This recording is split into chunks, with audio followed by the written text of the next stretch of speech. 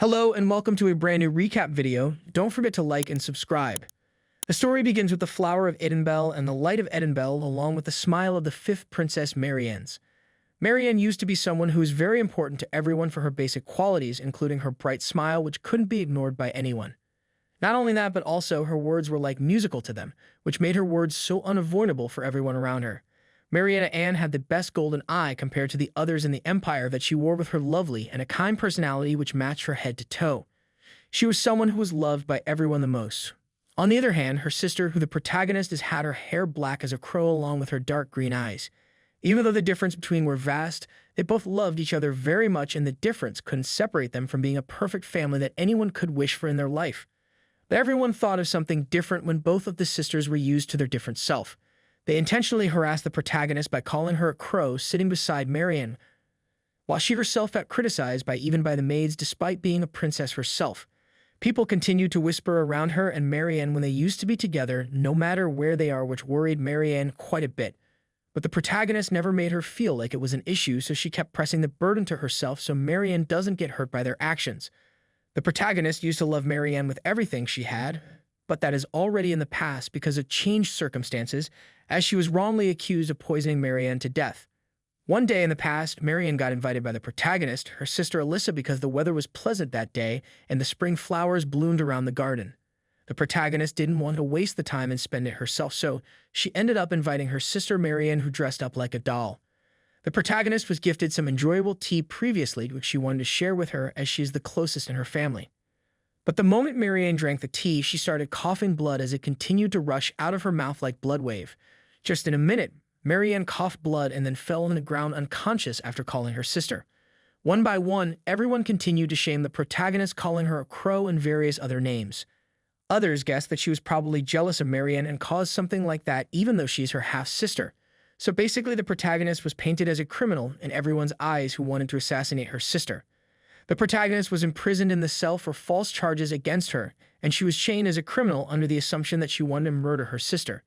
As she was imprisoned in the solitary prison cell, she was barely fed as she used to only get some old bread and some water to keep on living. But that motivated her to keep herself alive even more as she kept surviving in the darkness every day and night. She keeps on thinking that her family will prove her innocence as the time passes, but sometimes she thinks that she will be kept in there forever. She thinks of ways of proving her innocence every now and then while wondering how her sister is doing without her, as they both used to love each other so much.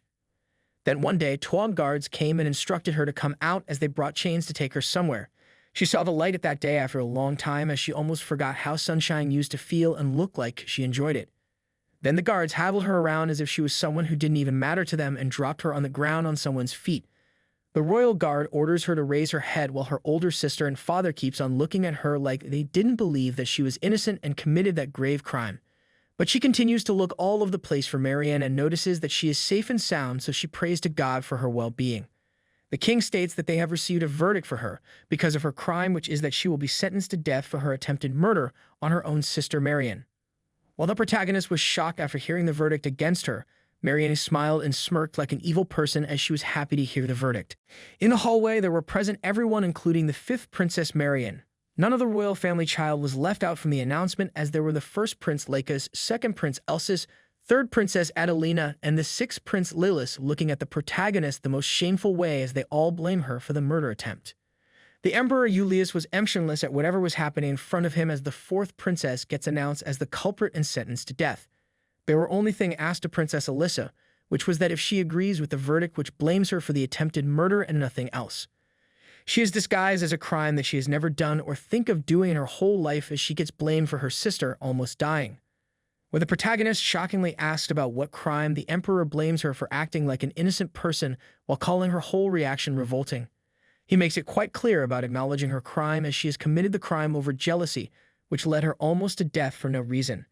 Then when the protagonist doesn't speak anything to the question or reply back, the third Princess Adelina starts lashing out at her sister for not replying to her father while calling her a criminal at the same time.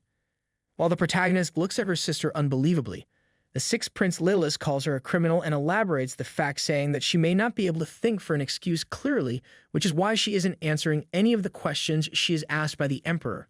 Where the protagonist answers by saying that it isn't what she was thinking from the beginning, Lilith doubles down on her sister, demanding to know what Marianne has done wrong to her, which made her do some heinous act like that, which made her do something like that. Instead of listening to his sister, he calls out the guards to bring out the witness before the protagonist is about to say something on her behalf. As per command, one of the maids named Rebecca comes into the hall and starts declaring the things that she has seen at that day in front of the emperor. It seems that Rebecca works in the fourth princess palace, and she claims to have seen the protagonist do the crime with her own two eyes. Rebecca even goes far as saying that Alisa has mixed some kind of white powder into the cup of Marianne the day she invited her to have a tea together, which makes the incident more revolting. She even claims that all she thought it to be was sugar, but she didn't expect Alisa to do something like that, and Emperor believed the maid fully. The Emperor also adds that they found the whole bottle of that mysterious white powder in her closet while she was detained by the guards for her crimes, which was found in Marianne's cup of tea. The bottle gets thrown at Alisa as she keeps staying kneeled down in front of her family, and this was her first time seeing something like that for sure. She begs for her life, saying that she swears on her life that she never saw something like that, while crying and claiming that she has never tried to murder Marianne. When her first brother comes in front of her, she grabs his shirt while asking if he believes her or not, while insisting that she has never done something like that with her tearful eyes. As he grabs her chin, she saw a shred of light, hoping that her brother will believe her at least, but no.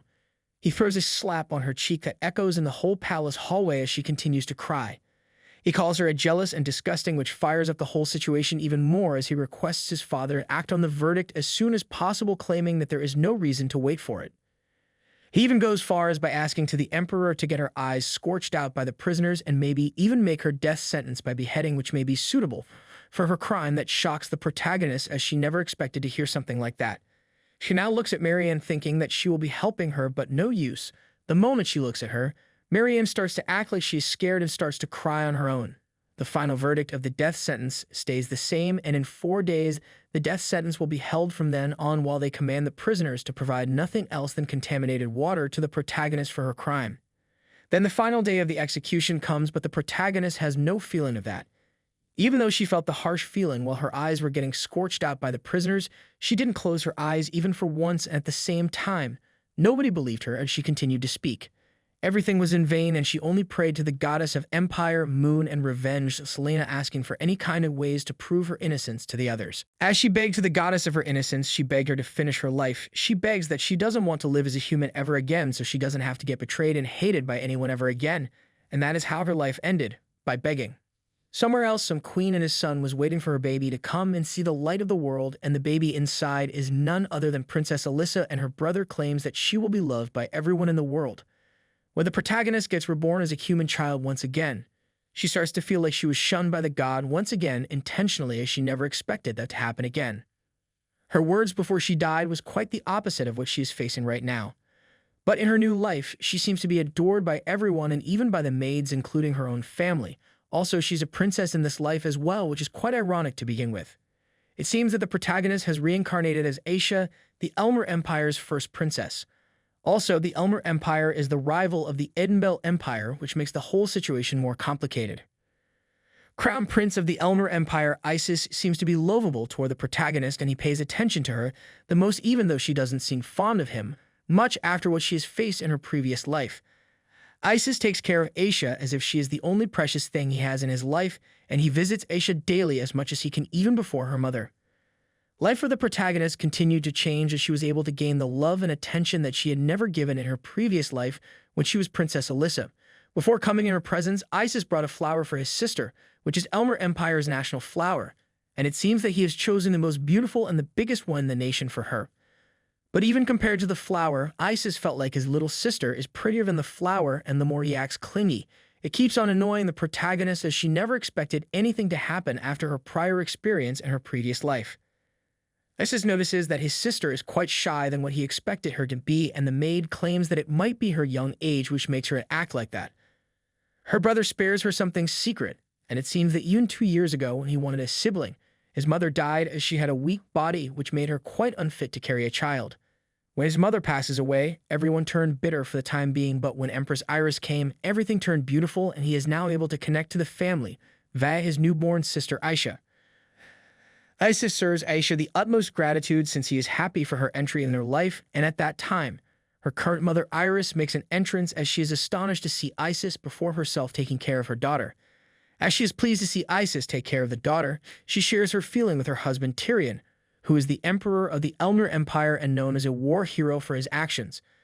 Tyrion is known as the best empire for his actions. When he was born, everyone was given riches and the criminals were forgiven as he distributed food to the poor who couldn't afford to meet their daily lives. The protagonist knows that the man that she has as her father is the brightest future of the empire who takes care of her the best way possible.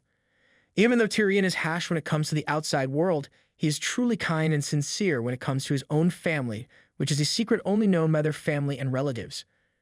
All this newfound love in her new family, the protagonist was having double thoughts about everything as everything was happening the opposite way of what she had in her previous life, making her doubt about everything. The more she received love for her current family continued to torment her by remembering what happened with her in her previous life. She remembers what happened in her last meeting with the fifth Princess Marianne as she was announced as a criminal in front of the whole kingdom. When everyone considered the visit dangerous, Marianne claimed it to be safe to meet her sister who was predicted as a criminal.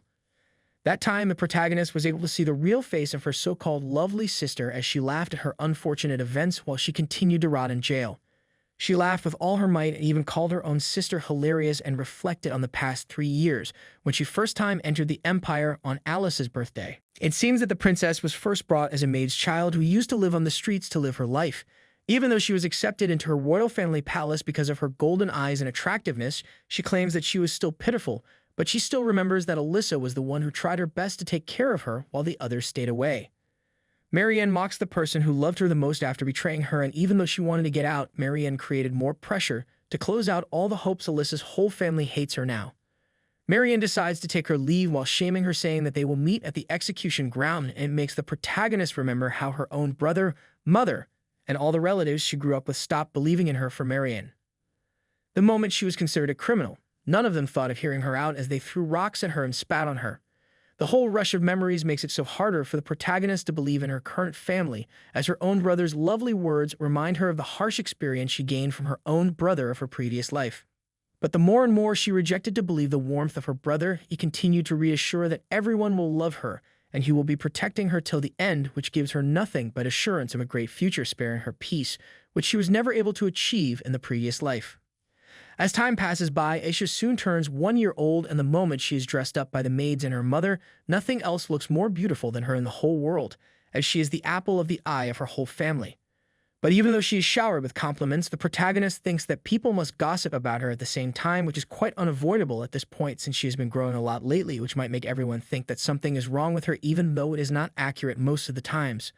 Also, there are some differences between her and the normal babies since she can barely express her emotions, and so far she is only able to blubber some words while being unable to speak anything else such as mommy and daddy.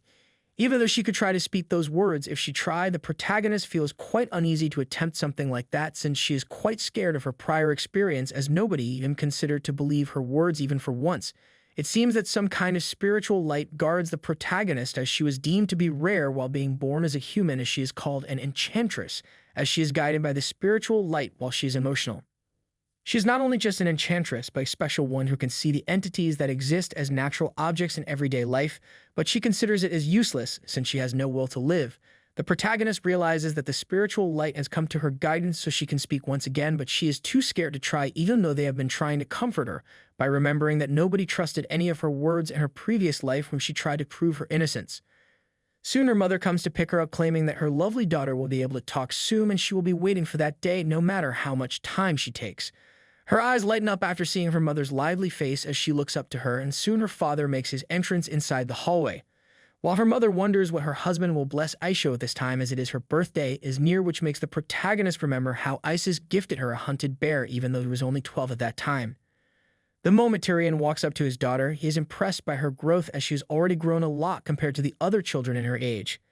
Even though her father is quite excited to take her in his own hands, he is scared that she will break if he takes her in his arms since she is quite smaller compared to others. The Empress insists that nothing will happen to their child as she is continuously growing as the time passes, so she will be fine if he keeps holding her around. When he finally gathers enough courage to take her in his own hands, she notices the love in her father's eyes for her, and at that time he decides to have a birthday banquet for her, as even the citizens deserve to share the love with her as she has grown up well without falling sick even for once. But the next shocking thing comes around for the whole kingdom as he plans to hold it for total 1 month, which shocks the maids as well, since they never expected to hear something like that. Soon, a month passes by, and even when Iris starts to feel ridiculous after hearing her husband's idea to hold a banquet for a month, he makes it quite clear that he isn't joking. Since it is the birthday of his lovely first daughter, and at the same time his son Isis likes her so much that he thinks that the budget isn't wasted at all, so he is ready to open it up for her sake. Even the protagonist herself starts to think that her father must be out of his mind to do something like that, as it feels burdensome and tiring for herself already thinking about it. While she was still in shock, he sees her mother amazed by the whole reaction of her own husband, that she couldn't say no to him to his face, which starts the whole idea to fruition. It seems that the Empress herself was in a low state after arriving in the palace, as her father only cared about having a son to take ownership of everything. Her father, Empress Thetis, slowly died of weakness from a princess, and it helped that her people were still scattered throughout the imperial palace, considering that the position of the imperial family who did not inherit the throne is only determined by the power, which raised her anxiety towards wasn't only the only thing that bothered her. But to break it in its beginning state, Emperor Tyrion declared a banquet for his daughter for a month to only illustrate that he loves his daughter so much that all the people in his empire should do the same, including his own family members. When the protagonist gets sad about the whole timing, the prince claims that inviting her mother and father will be a great idea, which makes her mother so happy that the emperor gets ready to send someone to follow the idea. The empress's family is the Russell family, which is a family of Marcos guarding the border to the north, and the idea of holding the banquet for a month will let the empress meet her family for a long time, which is about to get her closer to her family even more than before. The protagonist realized instantly the differences between her current and the previous mother, who raised her in her previous life, acting indifferently to her for the whole life, while her father only cared about his successor Rakius. But then Marianne came into her life, which flipped the coin permanently for Alisa. As she gets uncomfortable thinking about her previous life and Marianne, it gets noticed by her mother Iris, who only has a face with a caring heart toward her, who recovers all her pain almost instantly. Both the Emperor and the Empress are ready to take care of the protagonist whenever she needs them by her side, which gets her the soothing relief she needed. Then at night, when she woke up in the darkness after falling asleep in the arms of her mother, she started to feel scared of the darkness, and that is when she called the spiritual light, which soon reveals someone in front of her.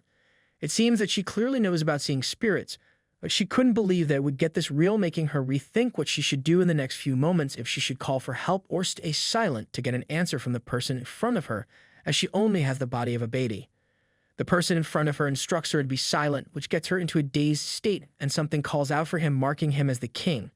The feeling that he is only communicating with this person in front of her today is what makes her so terrified, and he then touches her forehead, claiming that he has come early and she should just forget about their meeting. Before she's about to react any further, she starts feeling sleepy, which starts to make her feel some sort of relief as she starts to lose consciousness. Then after that long night, the protagonist gets awakened by the sweetest maid, and it seems that she has slept so well that she didn't even wake up even once since the day before, making her feel that the princess might have had a good dream after a long time. After waking up, the protagonist starts to think that she might have seen a full moon, and might be that the reason why she didn't even wake up once, making her have the best night of the month. The protagonist now has only one job to do these days, as the Empress is trying to make her practice how to walk, but she is nauseous about other things. But she still tries to put her heart and soul into it, as she continues to feel that taking each step at a time is making her feel like she's a little freer, while boosting her confidence. It seems that the most steps that she can take at a time are only 3, and since she quite resembles her mother, the Empress, she was born quite small, making her legs still not fully strong, which makes it quite hard for her to practice walking. Even though she isn't doing that well, her mother is constantly motivating her while being present in front of her, as she takes every step without getting tired even once. The whole concept of her current mother loving her so much reminds her of her mother from her previous life, Empress Edinburgh, who never accepted her truly, as has happened a few times in her life.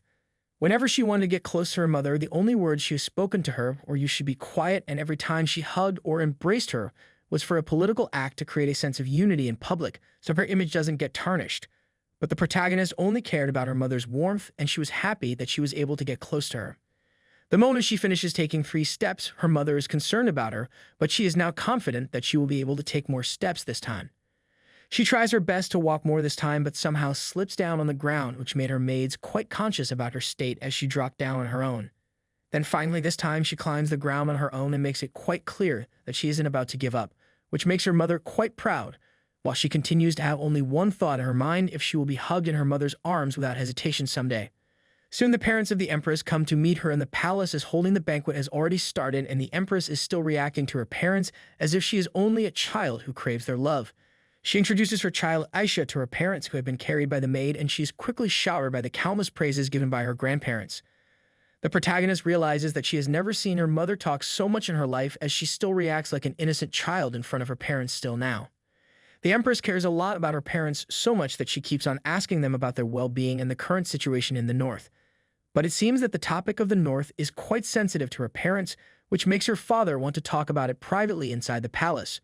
When he gets asked about the situation, he claims that he doesn't want to be careless about the sensitive topic of the story of the Edinburghs, since nothing is quite different after the peace agreement where they are only about to limit themselves to their current state. Then her father reveals that he has been hearing some sort of rumor about Edinburgh since Edinburgh is about to send an envoy and a gift regarding the banquet of the protagonist's birthday. Then her mother states that the information is correct, which makes the protagonist quite scared as she starts to wonder if the imperial family is about to come directly or not, which is quite scary for her. The whole information about the Edinburghs starts to make the protagonist feel heavy as she already hates seeing their faces for her prior experience. Now she only continues to wonder who the messenger among her previous family who will be present at her banquet to her birthday to wish her. After hearing the news of the Edinburgh family, the protagonist reaches the worst state possible, which makes her cry all of a sudden in front of her mother and the grandparents. Her grandmother blames her husband for raising his voice for nothing while hitting him with her elbow, claiming that Aisha is a gentle child, while her grandfather sits there flabbergasted as her mother continues to rub her back to make her feel safe, stating that her grandfather will not be scolding her at all. Then her grandfather unknowingly blames the Edinburgh, which she replies to herself secretly, but only if they knew the reason behind her reaction. But somehow they realize that there might be some connection between her reaction and the people of Edinburgh as she continues to cry on her mother's shoulders after embracing her with all her might as she hates them all the most. When Iris notices that her daughter isn't recovering from her cold state, she decides to make the proposal of feeding her sweets while saying sorry to her. And at that time, Isis and Tyrion arrive in the room to see what both of them are doing. Isis is always excited to see his current mother and the little sister, which creates an awkward situation between the son and father. Tyrion is quite happy to see his daughter doing well while Isis continues to play with her sister, while claiming that he will be her protector as he swears on his name. Iris feels quite safe after hearing that while the protagonist rolls around her older brother as he represents himself as a capable one by taking her close. It seems that Isis is planning to prepare a present for his little sister, thinking that she will like that as well, while little Aisha is waiting patiently to see the gift that her older brother will get her. On the other hand, people are gossiping about the prince loving his little sister so much and the fact that he has gifted her a bare skin he caught himself all alone. People are quite excited to see whom Aisha represents more, the emperor or the empress herself. The empress and her daughter get prepared for the banquet, and they are looking better than ever in their finalized dress-up for the events on the first day. As it is the first day of the banquet, Aisha is quite excited and nervous at the same time as she has to show her happy face to everyone to make everyone happy. When the Empress gets close to the window with her daughter, the protagonist notices the outside world as everyone is holding a festival for her birthday, and everyone loves her in the world. She gets wished for the first time on her birthday by her mother, and then finally, Isis makes his entrance in his suited-up look as the prince. It seems that he is more excited to see Aisha and Iris. He wants to carry his little sister to the banquet hall, and Iris agrees with him in doing so. As she is in the arms of her older brother, she overthinks about her showing her face to the world, wondering if it would be embarrassing to come in front of so many people in public. Isis makes it quite clear that the whole function is occurring because of her and decides to lighten up the mood of the place by laughing in front of his sister to make her happy at the same time. Finally, for the first time, Isis, Iris, and Aisha make their grand entrance into the banquet hall to show off their lovely faces while the crowd waits for them excitedly.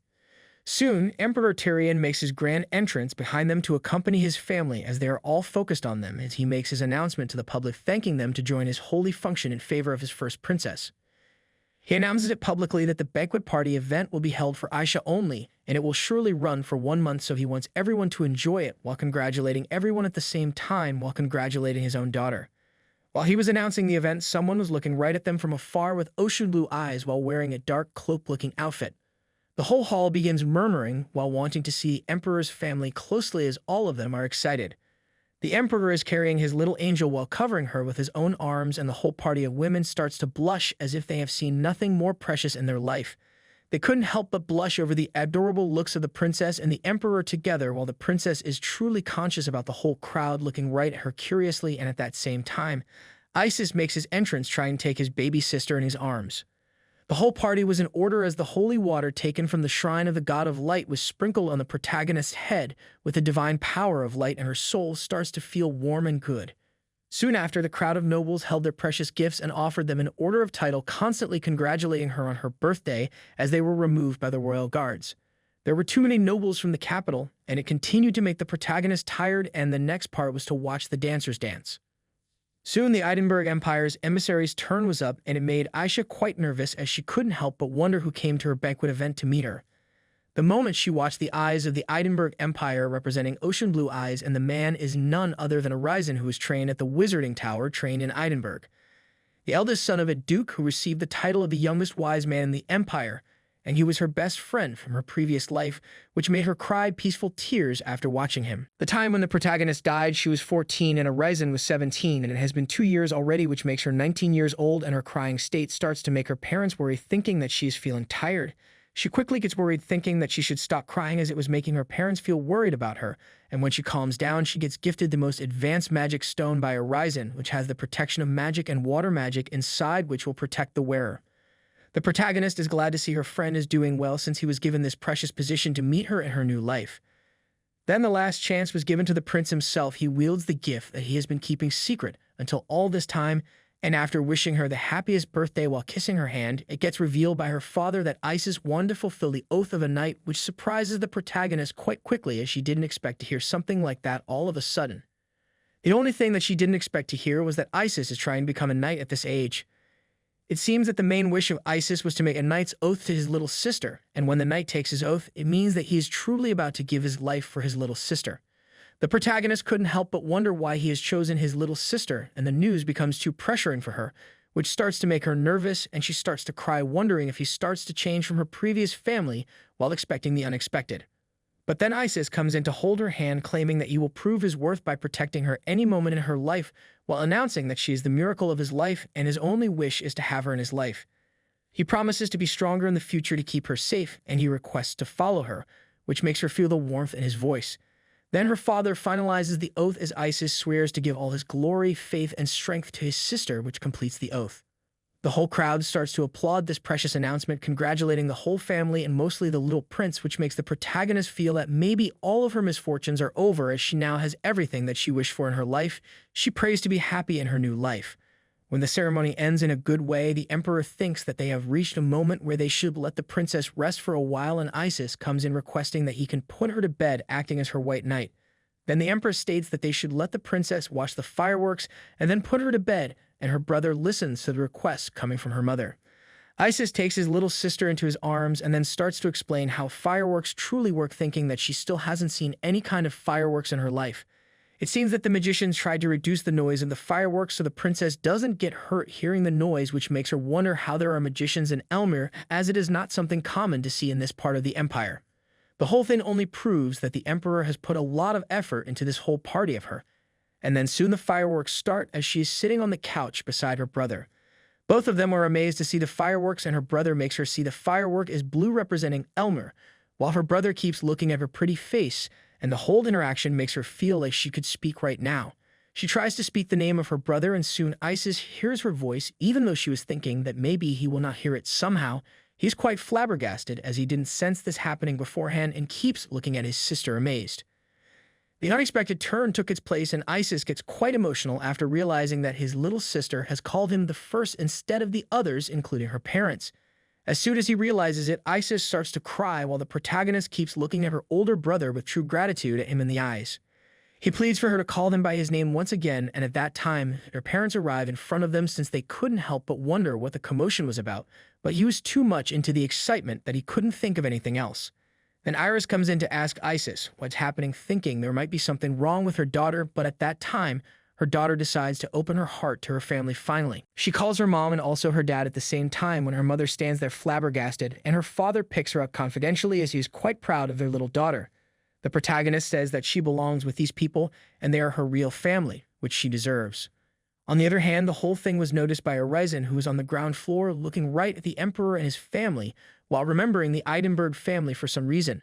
Soon he gets approached by an old man, supposedly his master, who claims that the royals are in turmoil. that the emperor's family looks so peaceful living together the best time of their life while calling it shameful.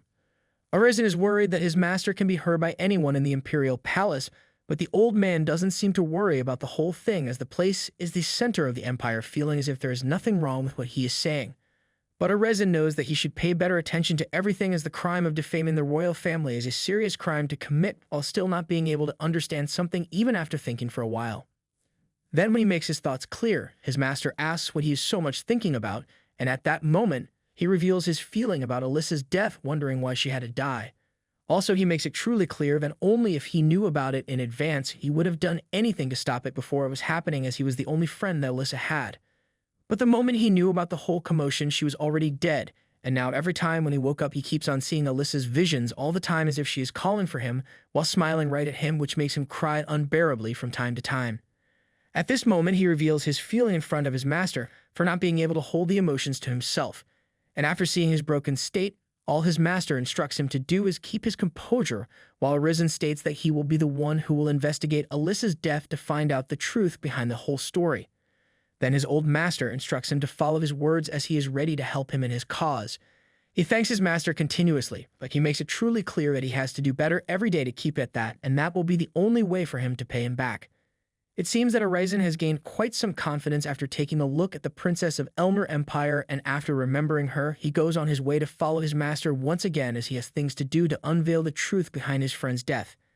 Then the next scene reveals that Aisha, the protagonist, has already grown up as she is sitting under a tree while her brother calls out for her, and she answers the call smilingly. It seems that the protagonist has already grown up and her brother has returned to her as she is reading something while sitting under the tree curiously. Isis is surprised that his sister is reading about the historical principles of ancient language formation and its abstract development already when she is only 7 years old. Isis calls her smart while patting her on her head as the 4 seasons keep on rotating like the clock. The protagonist welcomes the 7th spring of her life, the season in which she was reborn while being nominated as the genius her brother thinks of herself as. It seems that the protagonist has opened her heart to her new family, and her mother seems to love her the most, including the rest of the family. She has started to show her true traits to her family as she loves to read books, and that habit started off their starting to read letters. When she did exceptionally well with reading, everyone caught sight of it, including her own brother, and everyone was excited about it.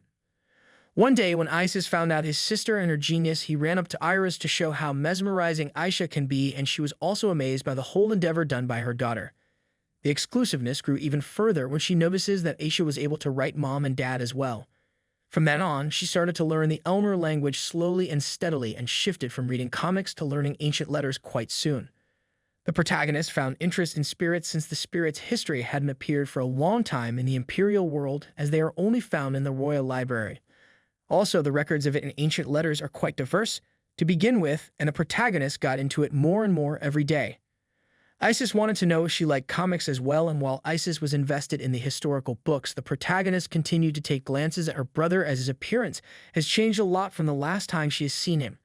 When Isis shows off his comic books to the protagonist, she begins talking about him drawing cute rabbits, which made the amazement between them as they only got even closer. But apart from all that, the main reason why Aisha wants to learn about the spirits is that she wants to avenge the Edinbell Empire, thinking that she will need the knowledge even though the 2 kingdoms are living harmoniously.